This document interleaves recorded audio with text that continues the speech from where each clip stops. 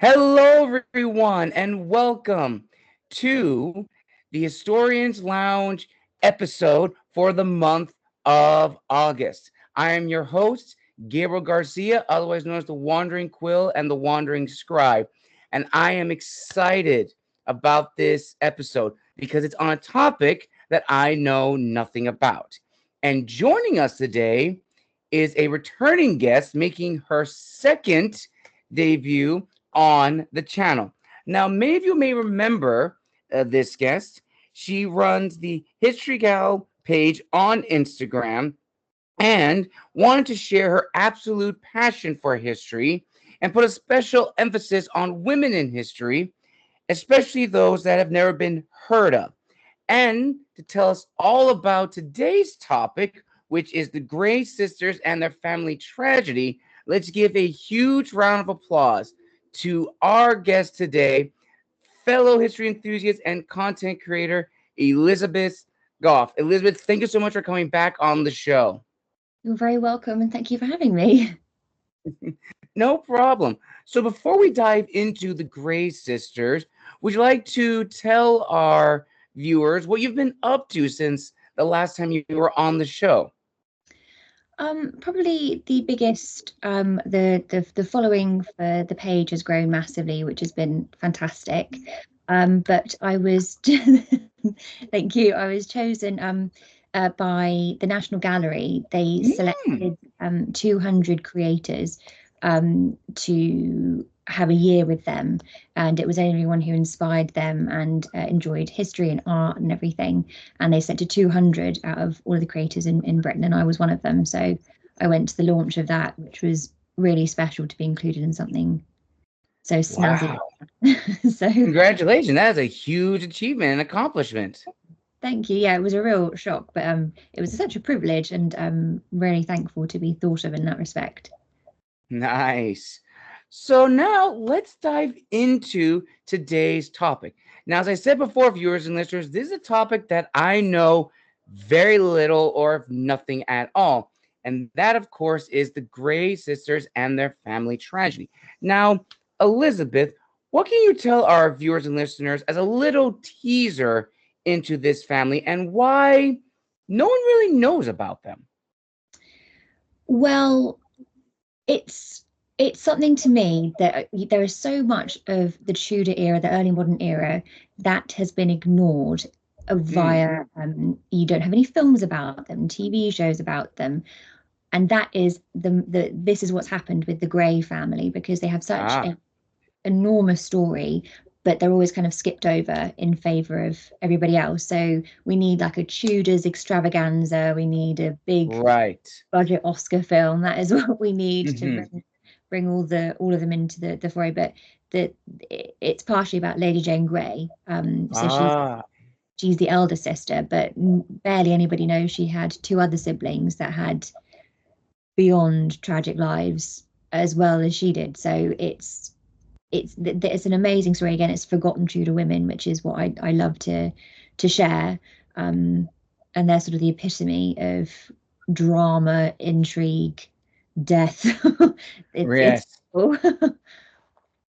But yeah, you are absolutely right. Like when we're talk about Tudor England, almost everything that pops up is, of course, anything on Henry VIII, his Mhm. wives, maybe a little bit after Wolf Hall Court or Wolf Hall. I could be butchering that a little bit of Elizabeth, Mary, but we don't really know beyond that. Even here in the States, we're told about Henry VIII and his wives, but the Tudor England or the Tudor history goes beyond, just the Mm. monarchy, which is, as you say, it's a shame and a crime that we don't talk about the other people that existed in Tudor England that played a significant role, no matter how big or small. So let's dive into the Grey family. Now, as you said, is about, Lady Jane Grey, but she also had two sisters.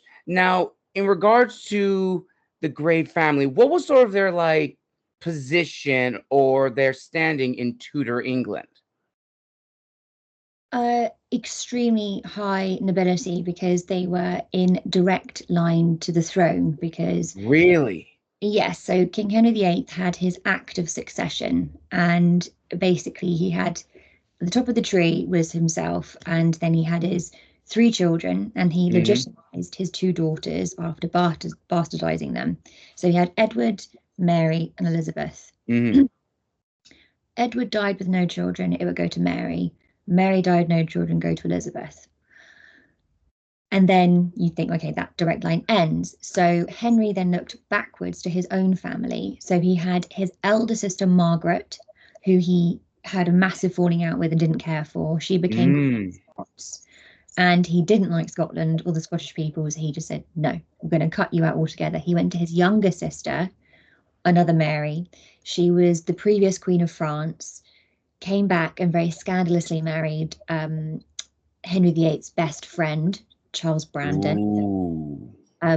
Barely escaped with their heads, but they married and had two surviving daughters, I think, and one of them was a daughter called Frances.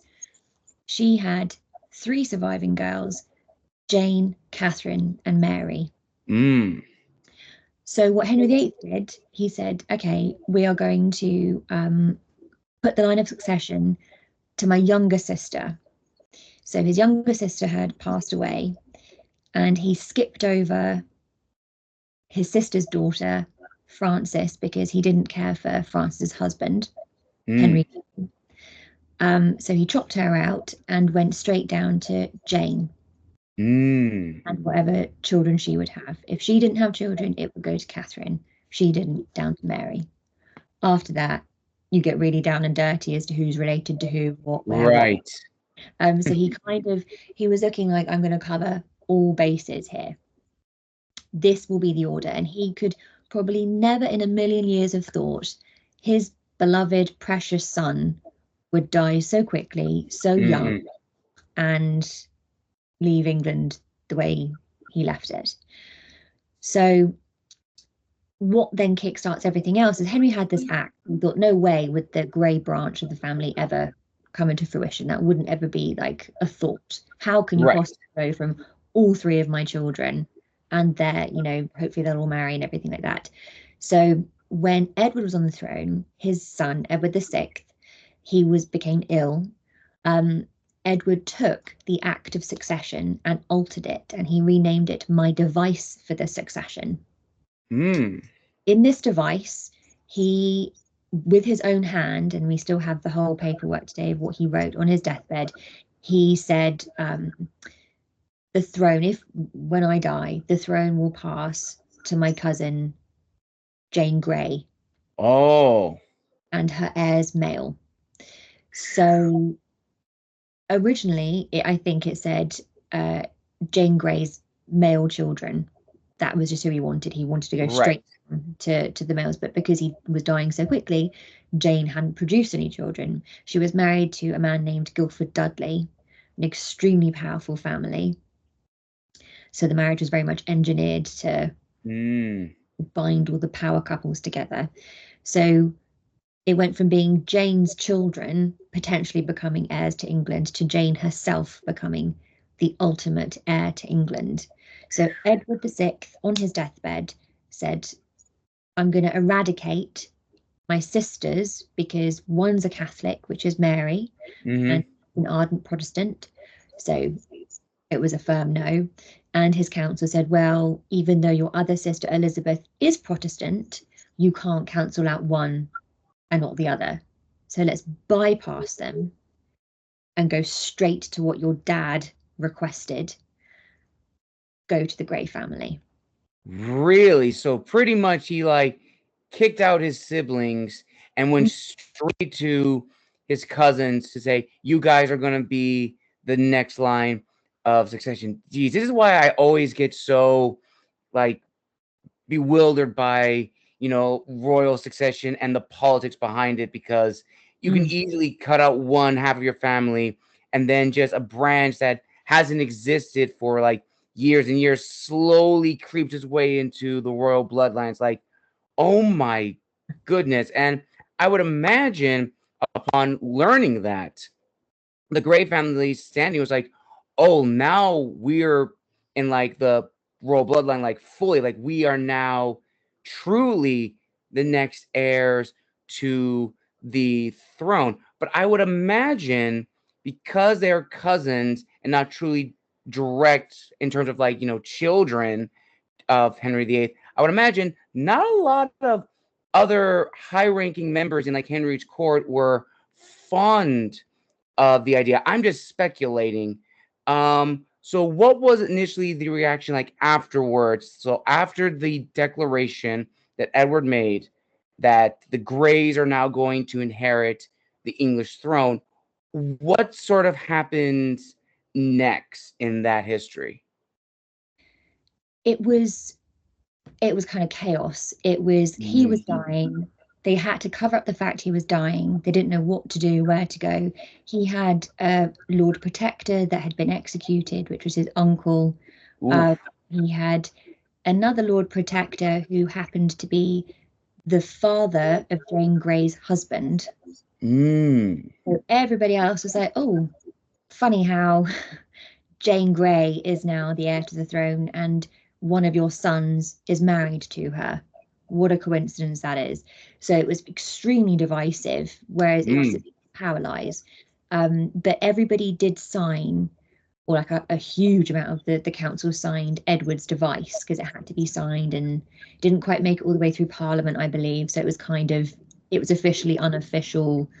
So, but it had to have the support to push it through. So it was, nobody knew what to do. I think his death was covered up. The king's death was covered up for 4 days, whilst people decided who, what, when, why, where is Jane, where's the family, and Jane Grey was at Sion House just outside of London, and she was put upon by the council of Edward and said, "You're queen.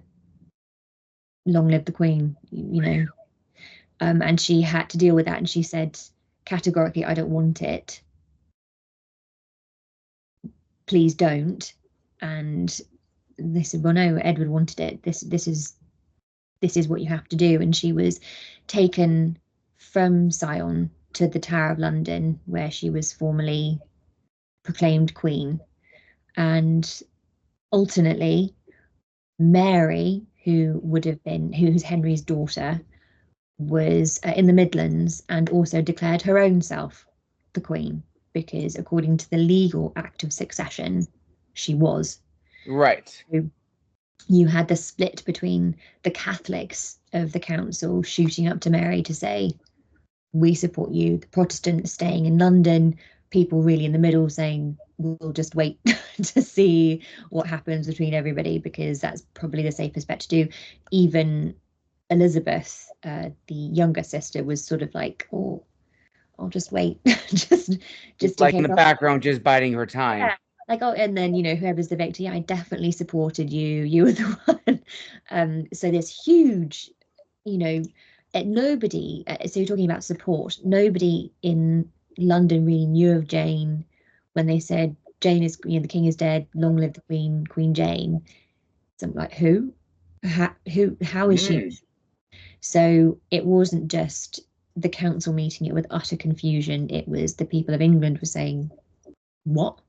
It's Mary. It's Henry's daughter, Mary. She should be queen. So where is she? So pretty much it was like this whole political, like, what's the word I'm thinking of? I'm trying to think of like the proper word, but it's like it's a political mess, and they're trying to clean it up as best they could. So after Edward's dead, you have this random person on the throne, and the people of England are like, "Wait, who? I thought it's supposed to be Mary, who's the next throne, because she's the daughter of Henry VIII. Who is this random person?" And as you said, Elizabeth, Jane was like, I don't want to be queen. But the council's like, yeah, you don't really have a choice. You're now literally the most powerful woman in all of England. And unfortunately, as you said, there's also causing a rift between the Catholics that are in England and the Protestants who are in England. And it's just, I know the history in England, like between the Protestants and the Catholics, was not the most pleasant. It was very violent, very, very destructive. And I would imagine this is sort of like building up to that big boiling over moment when Mary takes the throne. So ultimately, Jane is in this position of power. She's the most powerful woman in England. But is she really the most powerful person? Because she is queen, but the Council of Edward sort of like pulling the strings. Would you say that they're the ones who are making sure Jane acts accordingly? Yes, it would be the family around her. So her immediate family, the Dudley family, various council members that are still with her and still pushing her forward. Her own dad, everybody like that is just saying, yep, yep, yep, let's go with it. Bit of panic because there isn't the support that they thought they'd have for her. But Jane herself is essentially, she's locked in the tower as the status of queen, because at the Tower of London is a palace at that point, also a prison, but also a palace as well. So I don't know what Jane would have thought. I don't think she would have thought everything would have concluded how it did with her Right. end, but she was locked in the tower as queen, not really with any power whatsoever. She was, she was issued the most powerful thing she did was they wanted her to make Guildford Dudley, her husband, a ruler with her. And she said, no, if I am going to do it, I will do it. I don't want to be king and queen. It will be Queen Jane the First, and then you. Wow.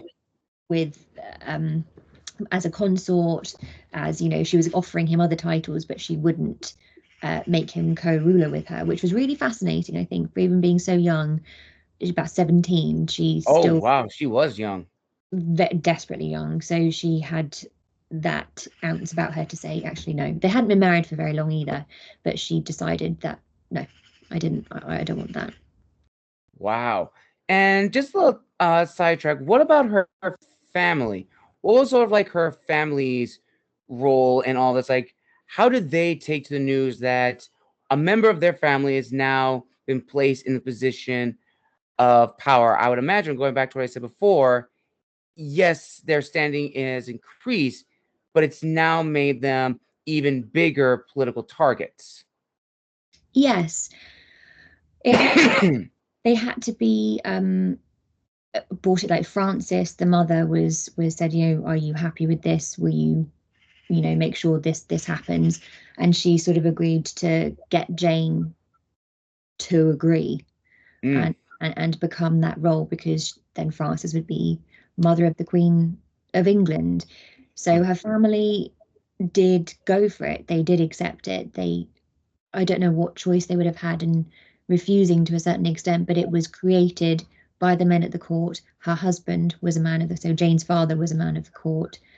Her father-in-law was a man of the court. So she didn't really, she was a figurehead. Jane was a figurehead for everybody else to then Mm. get together and have their power. So they were enjoying the fact that they had so much power with Edward, and they wanted that to continue, because if Mary came to the throne, who was a Catholic, they weren't, and the whole powerhouse would come tumbling down. So the way to force their entry was this, and Jane was the sacrifice they were willing to make, all her family were willing to make.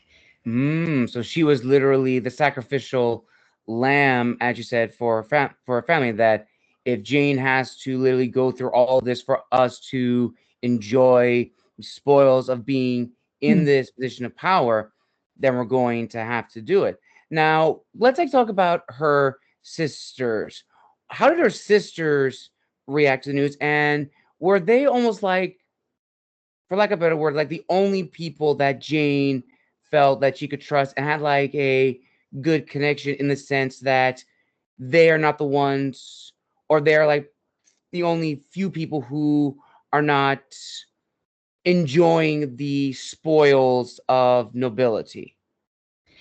Well, unfortunately, we don't really know much about the relationship between the three of them because Mm. as they are women, they weren't terribly important to be recorded.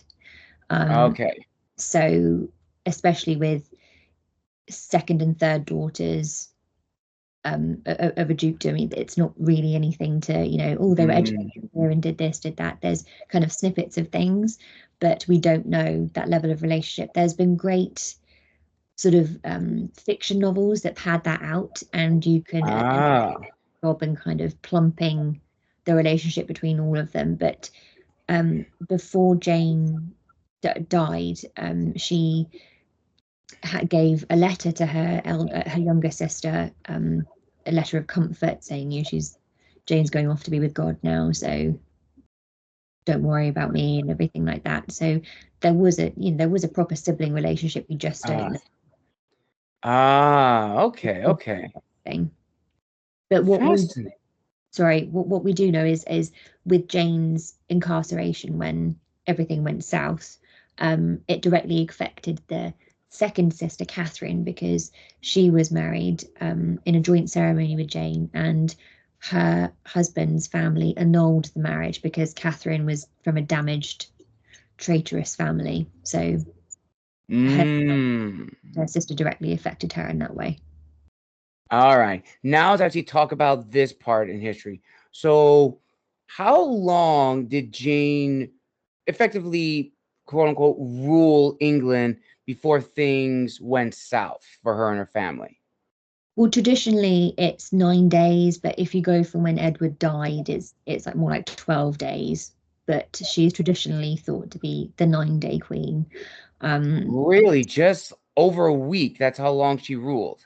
yes, and there's much debate about poor old Jane because is she included in the kings and queens of England or not because she wasn't crowned, Mm. whereas others that weren't crowned are, but Jane doesn't seem to be because it wasn't a legal act that put her, Interesting. because she was technically a usurper of the throne of England. So, like a traitor through and through, obviously not by her own doing. So she was technically on the throne for 9 days in 1553. Wow. This is literally, my mind just went to House of the Dragon, how pretty much it was almost like in that show. For people who love House of the Dragon, know what I'm talking about. The Greens usurped the blacks, and please don't put in the comment section the debate of the Greens and the blacks. But the point I'm making is the blacks are, to make a comparison to Tudor England, Rhaenyra and her children would be like Elizabeth, Mary, and Edward, but the Greens would be in this sense compared to the Greys, who some would argue as the usurpers, as they just bypass the main royal family, the main bloodline, to establish themselves as the new monarchy. So Jane rules England for a period of 9 days. Mm. When does everything just fall apart for her family? And as we said in the beginning, the tragedy of the Grey family really comes into fruition. So after ruling for 9 days, she's already in the tower, and Mary is successful in basically summoning all of England to come and support her from the Midlands down, and she has somewhat of of an army following her all throughout England to get to London, and they are all in support of her. So as Jane is already in the tower, she's moved accommodations from the Queen's apartments over to the lieutenant's lodgings. So she is kept there for kind of coming up to a year or so. Um, Mm. and she's kept in relative comfort. She is very pious, very religious. She is tried. She is found guilty of high treason, along with her father, husband, everybody within, that touched this plot. Um, and so she is then put back in the tower, and Mary has every intention to spare her life. She's been ruling England now, and she's secure enough on her throne, and she says, I don't want to kill Jane because she wasn't the architect of this plot. But the Spanish who want to marry into England don't want Jane alive because she's a Protestant figurehead. So they say you need to get rid of her, and she's like, I don't know, I'm not. It's just because it's her family. She knew Jane and liked Jane. They Mary was a lot older, but they spent Christmases together, things like that. So it was a terrible decision to make. But when another rebellion called the Wyatt Rebellion took place, the same people who were involved in putting Jane on the throne, some of them were also involved in that as well. So she was like, okay, I have no choice now, and you have to go. So she executed Jane's husband and then Jane. Wow. But Jane was allowed to be executed within the Tower of London, much like Anne Boleyn and Catherine Howard before her. So she was executed. Her mother tried to plead for her life, didn't work, but she managed to sort of save her own life. And I don't mean that in a very terribly selfish way. She did what she could with the means of what she could. So she saved her. She was saved. Her husband wasn't, and as were her two remaining daughters. So Jane was executed, buried as a traitor in the Tower of London, and forgotten about. What you were left with is Catherine and Mary, two disgraced siblings of this plot. So Catherine, the middle child, had her marriage annulled by the family because it was treasonous family. But when Mary didn't have any children, Catherine was on the periphery of everybody saying, oh, is she the heir? Because according to the, ping-ponging down the will, if you go to the official will, she is there up with Elizabeth. But Mary declared Elizabeth as her heir, so Catherine was then put down a peg or two. Elizabeth came to the throne, and then again Catherine was on the periphery of everybody because she was a lady in waiting to her cousin Elizabeth. Elizabeth didn't like her very much because Catherine was very young, very pretty, all the things Elizabeth enjoyed and viewed herself as, and felt sort of threatened when anyone was, prettier and things like that on a very base level. So Catherine was at court, and because she was of royal blood, technically the next in line, her marriage possibilities were endless. To marry, there was talk of marrying her into Scotland to, secure the lines together that way, or maybe marrying her abroad, or all these other things. So as she is a royal person, her marriage is the Queen's prerogative. And as Elizabeth wasn't marrying, had no children, Catherine, again, her importance was gaining. So Catherine was young and pretty, happy, vivacious, and wanted to get married. She kind of knew the answer would be no, or you will marry where you're told. But for reasons she will only ever know, she decided to marry without the Queen's permission. It's beyond a sackable offence.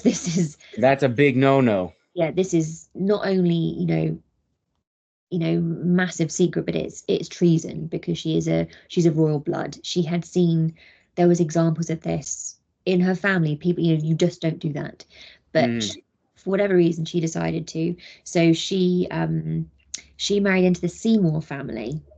Oh, I know that family. Yeah, so Jane Seymour, her brother, so Queen Jane Seymour, her brother, this is his son. So a very close link to the throne. Yes. And the dad was Lord Protector of Edward at one point. So very, very closely linked. So she was marrying kind of her rank, but of someone who was so wildly inappropriate for their closeness to the throne. So it could immediately be seen on paper as a threat, a rebellion. Right. So you've seen your sister die because she's been placed in this position. Seemingly, Catherine was almost maneuvering herself into this position. Not, I don't think, with any thought of rebellion or anything like that. Right. Because this is what she wanted to do. So she married her William Seymour. They got married in secret, and her one witness died, and Catherine lost the paperwork. So Catherine had no proof that they were married. Yeah, she had no proof at all. He was off abroad for the Queen, and Catherine realised she was pregnant. Oh no. Yes, so she kept it hidden for nigh on, I think, 7 months. 7 months, jeez. And she kept it well and truly hidden. And she went to, after she couldn't do it anymore, she went to one of the Queen's friends, Bess of Hardwicke, who was a very famous Tudor lady in her own right, but went to Bess of Hardwicke and said, "Please, can you help me?" And Bess said, "How could you implicate me in your stupid behavior? I don't want anything to do with this. Forget you ever told me. Leave." So she had no hope there. Went to Robert Dudley, who was Elizabeth's favourite. Right. Went to him that same night and said, "Please, will you help me?" And he said, "You're an idiot. No."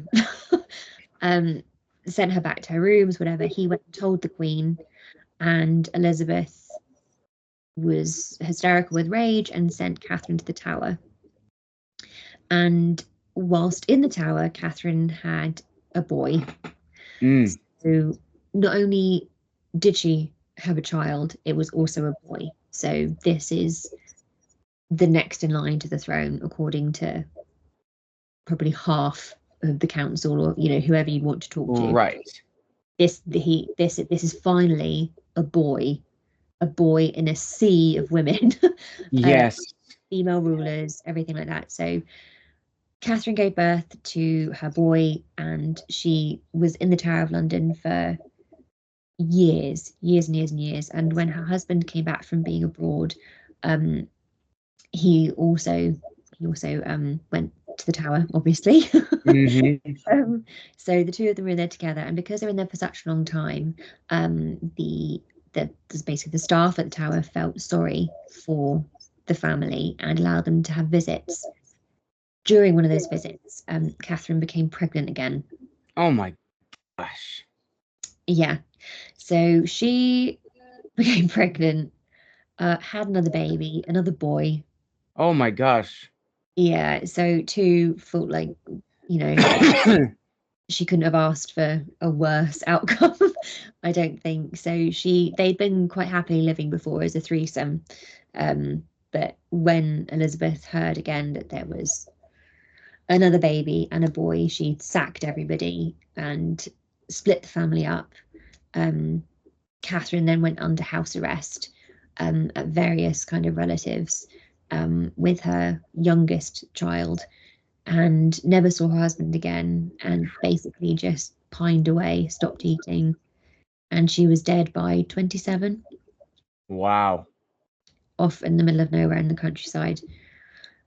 Just sort of lost the will to live, really, with the tragedy of it all. So that is really, really, again, you said tragic, and it really makes me wonder, like, had Elizabeth, and this is like a whole alternative history fiction story that any author or person watching this could write about, that if Elizabeth had given her approval to, let's say, Catherine and the Seymour family, that she said, "You're going to be marrying to the Seymour family.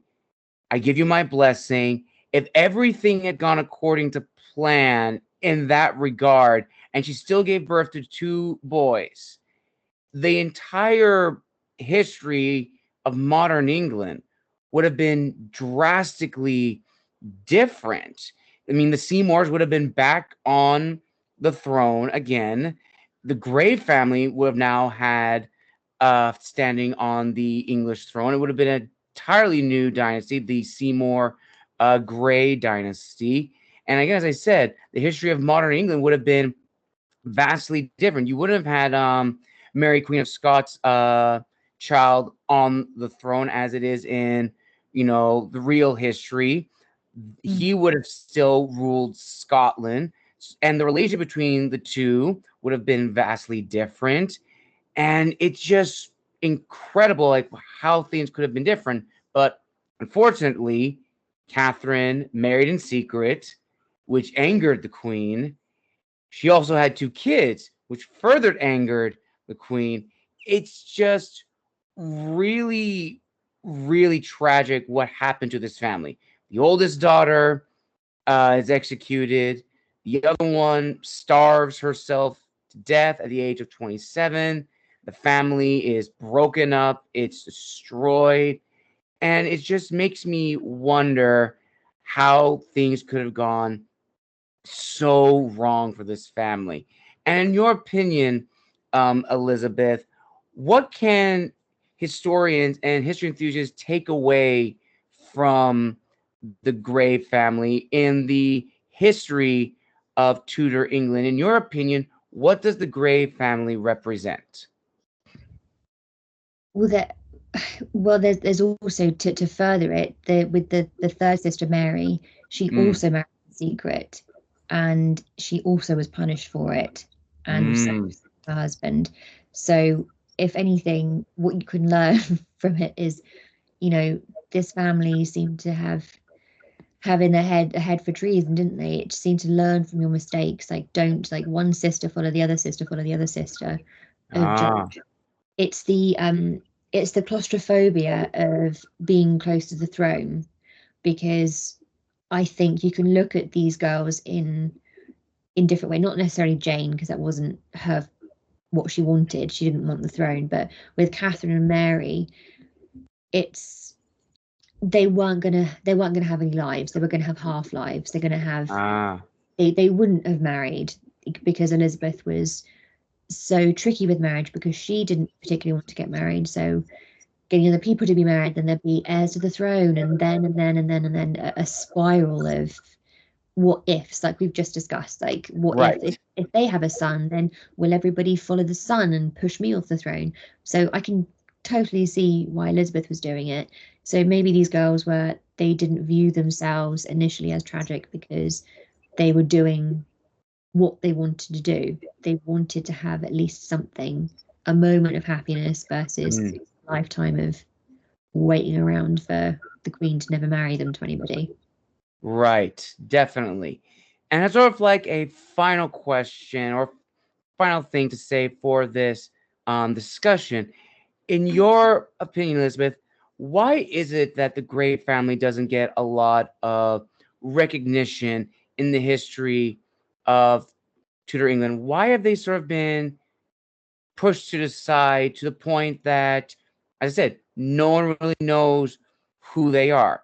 Like, you may have mentioned, like, oh, this is the Grey family and they had three daughters, but that's pretty much it. Why is it that the Grey family and other families like them don't get enough recognition in the history of Tudor England that's been, in my opinion, oversaturated with the same information? Like, we know of the wives, we know of the wars that led to Henry's family being placed on the throne. We know of the political and religious scandals. We know of all of that. We've been spoon-fed and sometimes force-fed the same information. But these other people, these other families, their stories are important too, but they don't get enough recognition. I think it's difficult because these are three women, and I think automatically that's not a great sell, is it? Initially, it's three sisters. It's not the this. I don't know. It's not the Henry VIII and the six wives, is it? It's not three sisters of the royal family tree, quite far down. but what you have in their story is tragedy, romance. It's awful. It's Mm-hmm. desperate. But I think initially, because you don't learn about these women in history books that I grew up with, they're not Right. mentioned or spoken about or seen or heard. It's only recently that these stories are coming to the fore of everybody's thoughts. And I think it's a long process, but I think it is slowly getting there. And I think it just, these things takes time. And I think people like what they like, so they will always go to Anne Boleyn, they will always go to Henry VIII and Elizabeth. Right. They are the ones, like on my social media pages, if I post about Elizabeth I, it's extremely successful Mm. because she is iconic, because she is the. But if more people can write about these people and spread their, their story around, the more we'll learn, and then there'll be history books and there'll be research that can go into these women's lives and discover maybe something new, maybe something different about them, because there is such a dearth of missing information about them. Right. But what we do know is fascinating. But I think there's going to be so much more to discover in the years to come about these forgotten women, because their stories are so, they're just like ready to be told. This should be a HBO series, no Yes. question. Definitely. This has got Definitely. all the hallmarks of it. And even it taken, I know she's part of the Six Wives, but there's a film coming out called Firebrand, which, Yes, I've seen that. yes, with Catherine Parr. And many people don't know she was almost executed by Henry. She almost didn't make it. He was looking around for another wife. All of these things, and it's taken this long. And even if she's part of the main clique, the main crew of the Six Wives, it's taken this long to have Right. someone else come to the front. You think, the Grey sisters will probably have quite a mountain to climb, but Right. there's a book here by Elizabeth Freemantle. Sisters of Treason. Yeah, Sisters of Treason. So she's actually the author of Firebrand, um, and it's a trilogy of books, and that based on the Grey sisters. So a plug for that book, because it's a fiction book, but it is really good. Nice. And I don't have it with me. I think I actually may donate it, but I actually had a book that was also set during the Tudor era, which was called The Crown, which actually focused on a nun and a member of Wolf Hall that was trying to find this ancient English crown that would have been used as political power to legitimize. I think it was around the time of Edward, when he was still ruling before his passing, and they were trying to find this crown to legitimize his successor. And fondly enough, if I remember from the story correctly, it was the Grey family. And if they had that crown, that ancient Anglo-Saxon crown, it would have legitimized whoever had it, be it male, female, whoever. And it was such a very interesting story. And I'm so mad I don't have it with me to share with you all. But I think right now, this is a perfect ending to a very great discussion of Tudor history, as I said, that I knew nothing about, but I found it to be very exciting because it has a lot of the political intrigue, the scandal, the messiness of nobility, England. It is so fascinating. And just as Elizabeth said, this could have been an HBO series. It has all the necessary material from, as I said, the scandals, the political intrigue, the cat and mouse, everything. It's just so fascinating. I mean, that's why we study history, because it's stuff like this that doesn't get enough recognition. But the more we talk about it, the more people are going to be interested and want to know more.